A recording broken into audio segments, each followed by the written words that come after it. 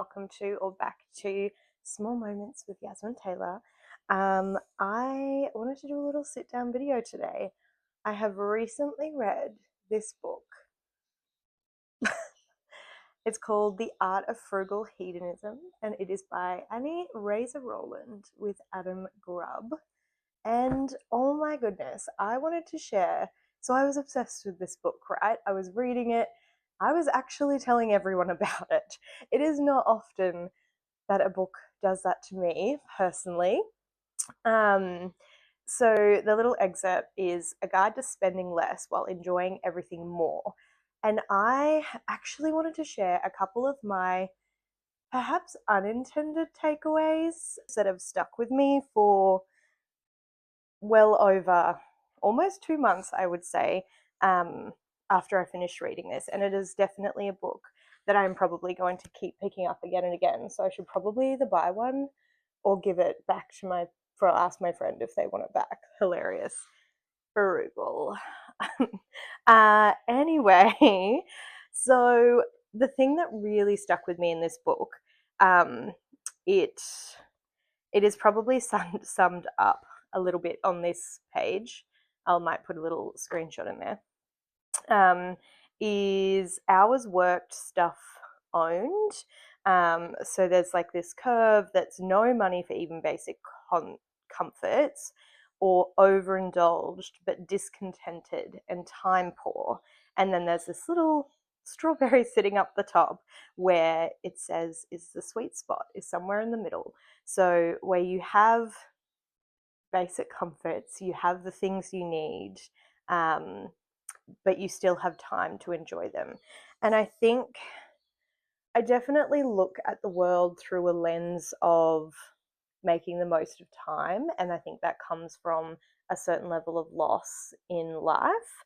And it's actually weirdly something I'm kind of grateful for, I guess, that even though those really hard experiences, it has definitely made me so aware of really trying to enjoy as much of life as we can. And I think this book, while there are definitely great tips on simple and more frugal living and how to save money, like really cool, that wasn't actually the point of the book for me. It was definitely just like sucking the juice out of life, for lack of a better analogy. I've kind of been on this bandwagon for a while about really being super conscious about how you choose to live your life, your daily habits, your rituals, your environment, like setting that up and really trying to design your life. Like, I think it's easy to get so sucked into like bigger is better and busy is better, and the more you have, the better you'll feel, or the happier you'll feel. And if only you had that new top or a bigger house, then you would be happy. Like, it's that elusive little treadmill that absolutely does not get you any further in life, any further at least towards contentment and true joy, in my opinion. So, and don't get me wrong, I love nice things. I absolutely do. I think it's a beautiful balance. And it's funny because it might just be my algorithm, but I have a lot of manifesting and spiritual and abundance mindset kind of content coming through. And I absolutely resonate and agree with an abundance mindset and not having a scarcity mindset. So it's funny, while I was reading this beautiful book, I was like, what is the difference between like being frugal because you care about the environment and you want more time outside of work, I suppose, like values-based living. And I think this will be its whole entire own video at some point. But when you are purchasing and choosing to spend money on time on things that are a high value to you, like that's the difference between scarcity and abundance. Because like, I feel super abundant and super happy to spend money on things like home projects, my health. Like, I love paying for my gym membership and beautiful food and plants and seeds to grow food in my garden. So those things are of a high value to me. And hence, when I'm spending money on them or I'm working in order to buy those things, it feels really abundant to me.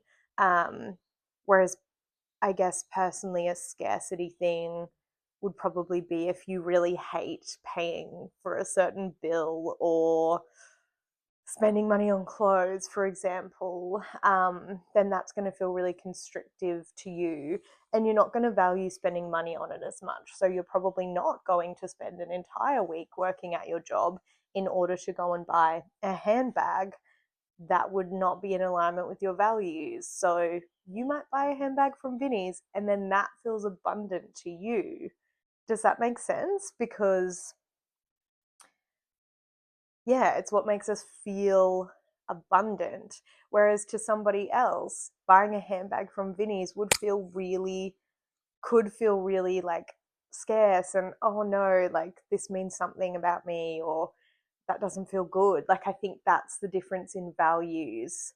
And when you are purchasing and living life from your highest values, it's just so much easier and feels so much more abundant, um, because they're the things that matter to you. So there's this thing called sun washing in here, which is hilarious. That's like the really deep things, and also sun washing that has stuck with me this entire time, where you just put it on the washing line in the sun after you've worn it. And I'm like, genius.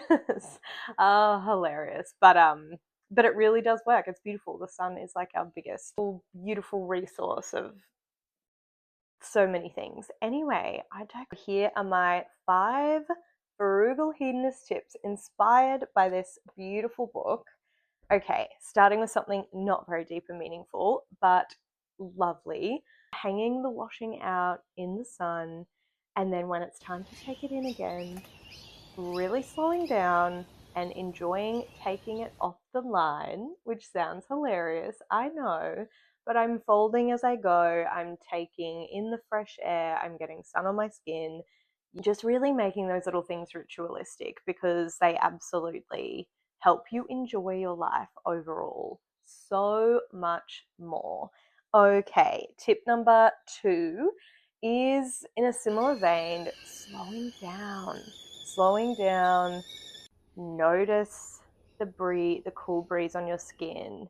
Notice how your coffee smells. Notice the shower water streaming over your hair as you get in of a nighttime. Like, noticing the little things, the flowers on the footpath, your child's giggle, their little frown when they're trying to read or write or do craft.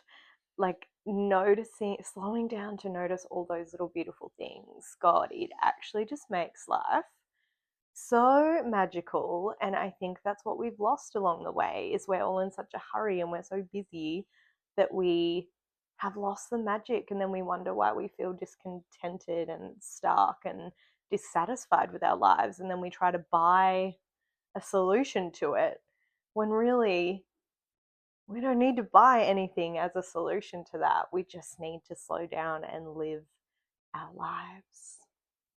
Tip number 3 follows on from that beautifully, and it's just to buy less and buy better, buy less, buy better, and think before you buy or replace something. So for the most part, I'm just not shopping online. And I've just made this like a blanket rule now, where I'm like, I just don't shop online. If I really need something, I can probably get it in the town that I live in. Yes, it might be more expensive because it's a small town and there's small, beautiful, family-run businesses, but I would way rather walk down my main street and support those businesses and part with a little bit of extra money, but also have the experience of chatting to someone, like going in there, walking, and not spending fucking 2 hours just stuck to my phone because there's too many options. Like, it actually is such a time suck. And I found myself like just looking for stuff, but then because there were so many options, it was just like endless. And then you just end up doing it for so long, and I hated it. So no more shopping online. Love that rule. And if I can't get it in my town, I wait till I go to a different town. Or if, for example, the skincare last week, it's something that I know I'm not going to need to return. I don't need to try it on, because clothes, like if I bought clothes online, I would then try them on and they wouldn't fit. And then you got to return it. Oh, this is so annoying. Anyway, that is the end of that tip. Buy better, buy less, and think before you buy. See if you can get it at Vinnie's in good condition, before you buy it brand new. See if you can borrow something. Okay, this one is directly from the book, so I hope that is okay, Annie and Adam. But chapter 30 is called People Who Need People Are the Luckiest People in the World. And I just think that is like the most beautiful sentence. And honestly, this was a big lesson for me. Like, I remember reading this chapter and just being like, oh, no, come on, like I can do it. I can do these things on my own. And it's funny, it talks about how, when we need people, when we get advice from our grandmother on growing vegetables or how to sew on a button, or our parents or our friends on how to concrete in a mailbox, like whatever it is, when we are having that human to human connection and interaction and learning, like we're all so much richer for it. And it is such a beautiful reminder for me personally. I probably have some independence issues where I don't really want to ask for help, and I definitely don't want to receive it, but I am definitely working on that. Yeah, totally working on that. And I think it was a really beautiful perspective shift for me, because yes, I could Google something and then try to fumble through on my own and probably do a really shit job and be like dissatisfied with it and the whole process. Or I could like have a friend over, make a pizza, um, do the job together, and then we have a pizza and a beer afterwards, and it's beautiful, and we have connection, and we're, yeah, as I said, all richer for it. So that was such a beautiful tip, and one to really kind of pull me into line. Lucky last, tip number 5 is really just to notice what you have, be grateful that you have enough, and to just go on living your life. Like, I think we can sometimes live our lives in lists of things to do, things to buy, and it's kind of crap, isn't it? Like, this week I've just started, when I drop my daughter off to kindergarten, I drop off her scooter and her helmet as well. I go off to work, and then in the afternoon I finish work, I drive home, get changed, and then I walk to her kindy. And then we started walking home together while she scoots. And we've only done it a couple of times, but I think that it is going to be a firm part of our routine. It is wildly beautiful. We have this like gorgeous quality time together straight after we've just spent the day apart. And like, she's practicing the numbers on the letterbox as she scoots past, and we're talking about birds and her day and all sorts of cool stuff that, like, when we're just getting straight in the car and then going straight home and then getting straight into our jobs and unpacking, and like, we're missing that time. And I think when we stop living out of lists, and whether it's things to do or things to buy, things to be, we can just really start enjoying our lives again. Like, I think that's just the whole point of this book, and the point of this video is just like a gentle and hopefully beautiful reminder to just really start enjoying your life again. Like, it's that simple. If we're not enjoying the process, if we're not enjoying our day-to-day lives, because like it's the little things that add up and equate to the big things in the end. So yeah, if you're not enjoying your day to day, if you're dissatisfied, if you're stuck, if you're burnt out, like make some changes.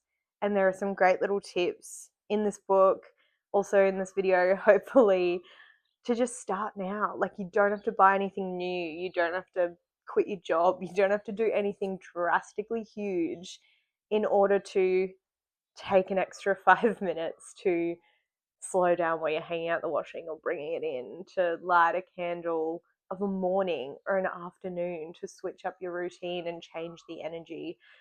You don't have to do anything drastic in order to pay more attention to your kids, like quality over quantity, you know? To play a game of I Spy while you eat dinner, or just have a picnic outside instead. There are so many beautiful things, and I hope this has been useful and beautiful. Like this video if you like content like this, and subscribe to my channel if you would like to see more. I hope you have a beautiful day. Remember to slow down, ditch the list. I'll see you soon.